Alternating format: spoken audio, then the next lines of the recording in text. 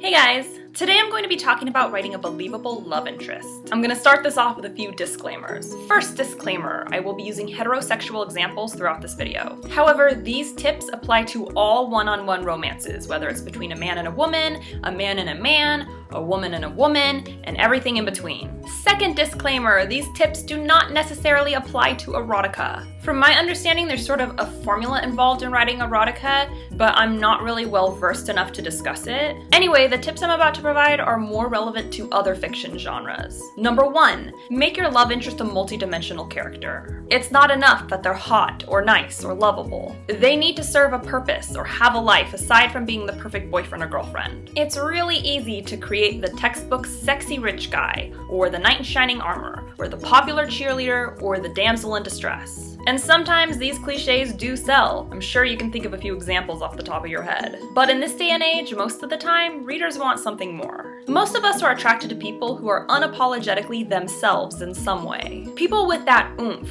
that little something extra that makes them different or special in a way that's appealing to you. Your love interest needs that. They need to be a whole, unique individual. Make them funny or charming or smart. Something. They're not a vapid shell of hotness. They're a complex human being. Number 2, make your love interest flawed. This is where a lot of newbie writers go wrong. The love interest is either too perfect or they're so flawed that they're completely unlikable. You gotta find the balance. You can't make the person flawless. The nerdy male hero who's in love with the beautiful, charitable, supermodel genius. No one's gonna buy that. When you make the love interest seemingly perfect, the reader's just gonna think you're writing about your personal dream guy or dream girl. Now you're just exposing your own delusional fantasies. Good luck with that. But if you really pile on the baggage, readers are gonna be totally turned off. A lot of writers do this in hopes of making the love interest appear misunderstood and brooding. They try to rationalize really serious character flaws as being sexy or complicated. Flaws are flaws. Unless the flaws are giant boobs or abs that are too rock hard,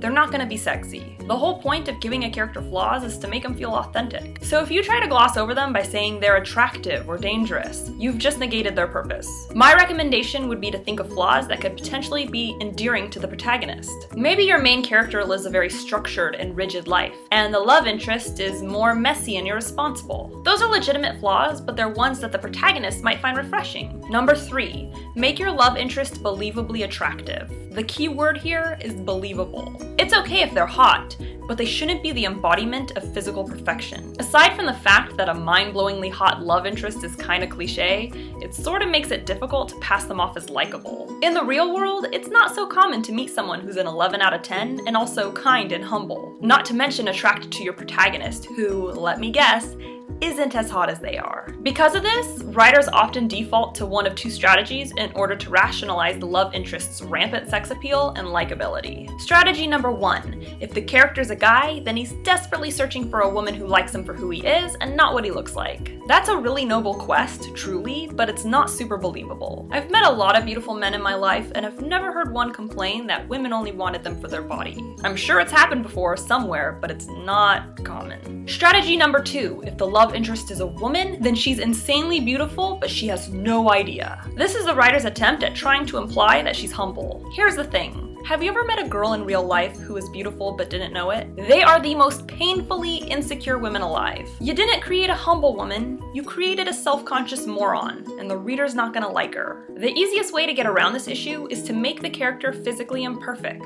You don't have to make them a troll or even list any physical flaws, but shouldn't it be enough that they're just moderately attractive?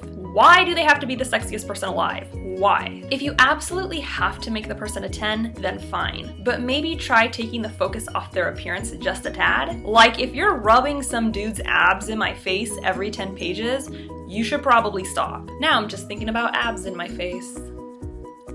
Number 4, don't write an insta romance. No one likes an insta romance. No one. Let your characters get to know one another. Let them flirt. Let them be friends. Let them date. If they're throwing the L word around by chapter 3, I may just hurl all over your book.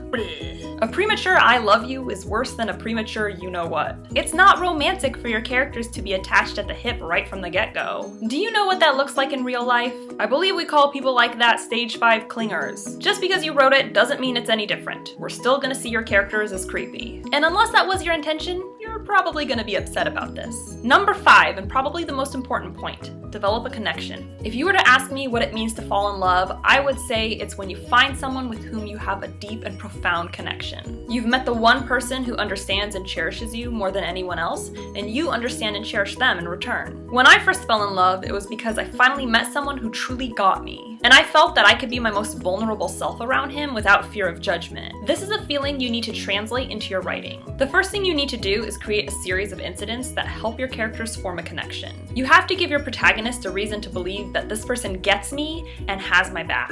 The easiest way to do this is to set up situations where both your protagonist and love interest are forced to be raw and vulnerable around one another. They should go through experiences that bring them close together and builds trust between them. This is really important because developing that deep connection is what gets readers rooting for their relationship. So that's it for today. I hope you found my tips useful. Feel free to subscribe to my channel. I post videos on Wednesdays. And if you have any questions or if there's something you'd like me to talk about in my next video, you can leave me a comment or tweet me at Jenna Moreci. Bye!